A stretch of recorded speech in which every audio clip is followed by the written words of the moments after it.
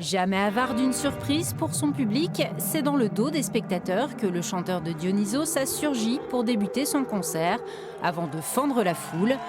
Un show d'1 heure, à l'image de son entrée en scène, plein d'énergie et de générosité.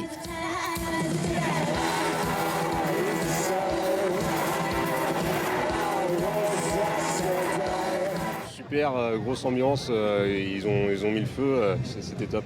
Une bonne dynamique, ça fait du bien de mettre de l'énergie et de balancer un peu de sueur. L'adrénaline déjà, c'est un bain révélateur, hein.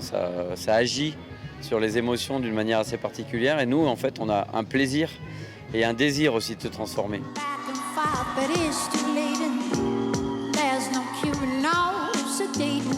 Changement d'ambiance avec Asaf Avidan, le chanteur israélien à la voix si singulière, seule tête d'affiche internationale du festival, qui remonte sur scène après une année sabbatique prolongée de force par l'épidémie de Covid.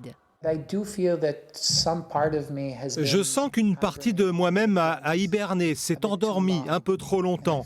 Et là, enfin, je peux respirer un peu plus facilement. Un peu plus de monde pour cette troisième soirée, même si on est encore loin d'atteindre la jauge des 5000 spectateurs. Une très bonne ambiance, ça manque un peu de monde par contre je trouve. Mais bon, c'est peut-être un peu lié au tarif des places qui est un peu excessif à mon goût. On se tâte à revenir demain parce que franchement l'ambiance est vraiment cool et je pensais pas que ça serait aussi prenant quoi.